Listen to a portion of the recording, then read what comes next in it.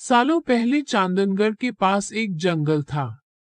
वहां एक बड़ा सा बरगद का पेड़ था, जिस पर एक कौवा और एक कोयल दोनों अपने अपने घोंसले में रहते थे। एक रात उस जंगल में तेज आंधी चलने लगी। देखते ही देखते बारिश शुरू हो गई। कुछ ही देर में जंगल का जो भी था सब बर्बाद हो गया।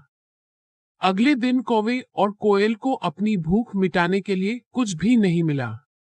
तभी कोयल ने कौवे से कहा, हम इतने प्यार से इस जंगल में रहते हैं, लेकिन अब हमारे पास खाने के लिए कुछ नहीं है।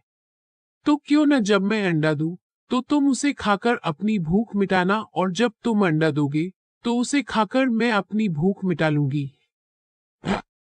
कौवे ने कोयल की बात पर सहमति जताई।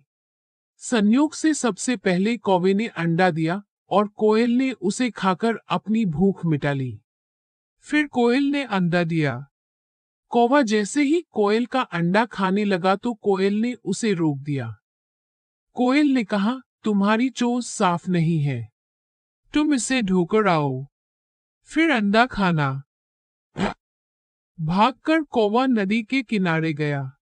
उसने नदी से कहा, तुम मुझे पानी दो, मैं अपनी चोंच धोकर कोयल का अंडा खाऊंगा। नदी बोली, ठीक है, पानी के लिए तुम एक बर्तन लेकर आओ। अब कौवा जल्दी से कुम्हार के पास पहुंचा। उसने कुम्हार से कहा, मुझे घड़ा दे दो, उसमें मैं पानी भरकर अपनी चोंच धोऊंगा और फिर कोयल का अंडा खाऊंगा। कुम्हार ने कहा, तुम मुझे मिट्टी लाकर दो, मैं तुम्हें बर्तन बनाकर दे देता हूँ।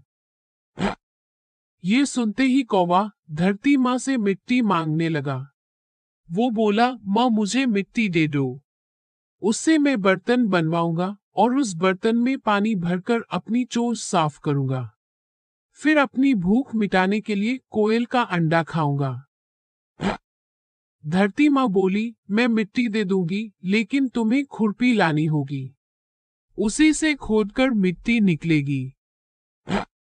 दौड़ते हुए कौवा लोहार के पास पहुंचा।